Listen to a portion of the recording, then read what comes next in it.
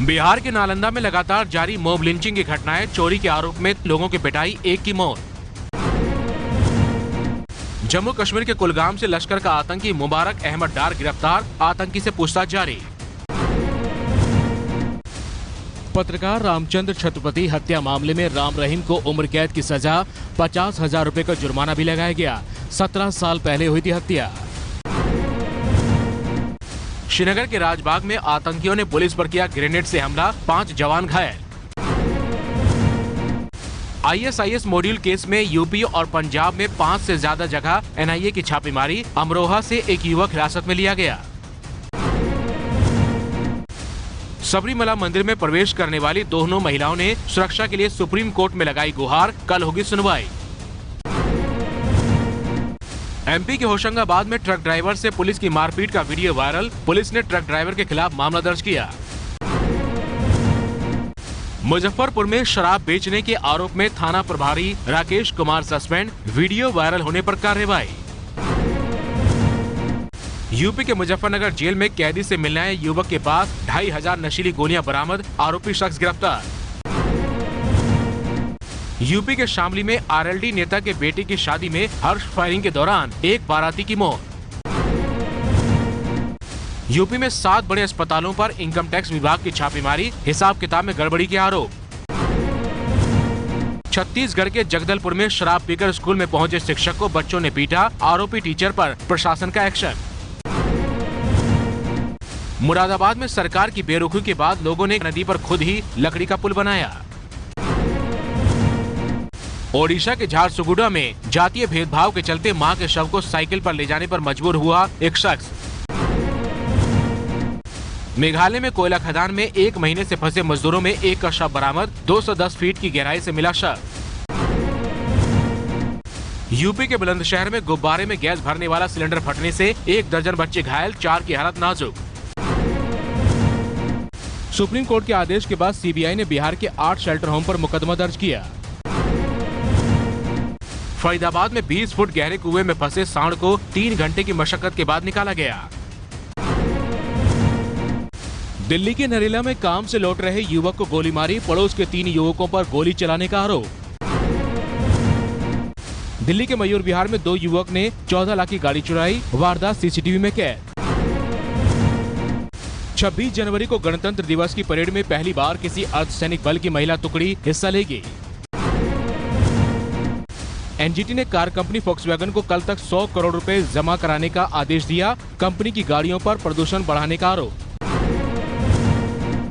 यौन उत्पीड़न के आरोपों को T सीरीज कंपनी के मालिक भूषण कुमार ने बताया झूठा, कहा पैसे के लिए महिला ने लगाए थे आरोप, अब शिकायत वापस हो गई है। भारत ऑस्ट्रेलिया के बीच तीसरा और आखिरी वनडे मुकाबला कल सुबह 7:50 से मेलबर्न में खेला जाएगा। भारत के खिलाफ सीरीज के लिए न्यूजीलैंड ने मिचेल सेंटनर, टॉम लैथम और ग्रैंडहोम को टीम में शामिल किया। 23 जनवरी को पहला वनडे। वक्त हुआ है चुनाव की आज की बड़ी खबरों का। भतीजे आकाश को लेकर परिवारवाद के आरोपों पर बोली मायावती, अब आकाश को पार्टी से जोड़ूंगी और राजनीति सिखाऊंगी। मायावती के साथ अहम मौकों पर दिखा था भतीजा आकाश। मायावती ने कहा SP के साथ गठबंधन से बौखलाई BJP निशाना साध रही है। 3 राज्यों में हार के बाद लोकसभा चुनाव में RSS को नोटा का डर, अब नोटा के खिलाफ घर घर जाकर करेगा प्रचार। कांग्रेस ने कहा 3 राज्यों में BJP की हार के बाद संघ भी डर गया है, इसलिए नोटा पर बौखलाहट दिख रही है। कांग्रेस नेता BK हरिप्रसाद ने कहा अमित शाह को सुअर का जुकाम हुआ, कर्नाटक सरकार गिराने की कोशिश में लगा है श्राप। अमित शाह पर हरिप्रसाद के बयान से भड़की BJP, बोली बयान से दिखती है कांग्रेस की खराब संस्कृति। BJP ने जानकारी जारी की, कहा अमित शाह का एम्स में चल रहा है स्वाइन फ्लू का इलाज, जल्द ही अस्पताल से होगी छुट्टी। बेंगलुरु में कांग्रेस ने BJP नेताओं के मुखौटे लगाकर विरोध प्रदर्शन किया, BJP पर विधायकों की खरीद फरोख्त का आरोप लगाया। कर्नाटक सरकार के PWD मंत्री ने महिला को लेकर येदियुरप्पा पर आपत्तिजनक टिप्पणी की। कोलकाता में 19 जनवरी को ममता बनर्जी की रैली में जुटेंगे मोदी विरोधी दर्जन भर पार्टियों के नेता। कोलकाता में टीएमसी की रैली में यूपी के महागठबंधन की भी झलक देखेगी। अखिलेश यादव, अजीत सिंह और बीएसपी के नेता भी पहुंचेंगे। यूपी की योगी सरकार में शामिल ओम प्रकाश राजभर की पार्टी ने दिया अल्टीमेटम, कहा 25 जनवरी तक मांगे नहीं मानी तो 80 सीटों पर उतारेंगे उम्मीदवार।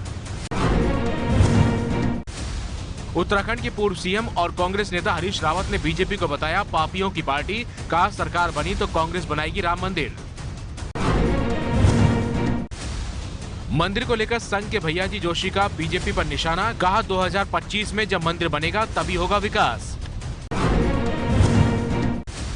पीएम मोदी ने गांधीनगर में vibrant Gujarat global trade show का उद्घाटन किया। मोदी ने अहमदाबाद में शॉपिंग फेस्टिवल की भी शुरुआत की, अपनी योजना मेक इन इंडिया का गुणगान किया। तेलंगाना में केसीआर सरकार के नए विधायकों ने विधानसभा में आज शपथ ली। 2019 के चुनाव के लिए बीजेपी का युवा मोर्चा युवाओं से करेगा संपर्क, 300 जगहों पर वीडियो कॉन्फ्रेंसिंग के जरिए बातचीत होगी। सीपीआई का दावा, बिहार के बेगूसराय से कन्हैया कुमार की उम्मीदवारी के खिलाफ नहीं है आरजेडी, उम्मीदवारी पर नहीं बोले कन्हैया। अरुण जेटली ने कहा मोदी सरकार के आने के बाद एक ऐसा वर्ग पैदा हुआ है जो मानता है कि मोदी सरकार जो भी करेगी खराब होगा। नागरिकता संशोधन बिल के खिलाफ आए मणिपुर में बीजेपी सरकार के मुख्यमंत्री एन बीरेन सिंह, कहा पूर्वोत्तर के लोगों का हक न छीने। अवैध खनन मामले में ईडी ने आईएएस अफसर बी चंद्रकला पर मनी लॉन्ड्रिंग के तहत मुकदमा दर्ज किया। अखिलेश यादव ने लखनऊ में कार रोककर एक घायल शख्स की मदद की, घायल युवक को सुरक्षा बलों की गाड़ी से अस्पताल भेजा। यूपी के फतेहपुर में बीजेपी विधायक अतिक्रमण के खिलाफ प्रदर्शन कर रहे लोगों के साथ धरने पर बैठे, प्रशासन की टीम हटा रही है अवैध कब्जा। प्रयागराज कुंभ मेले में पहुंचे राष्ट्रपति रामनाथ कोविंद, सीएम योगी और राज्यपाल राम नाईक के साथ की आरती। ये है एबीपी न्यूज, आपको रखे आगे।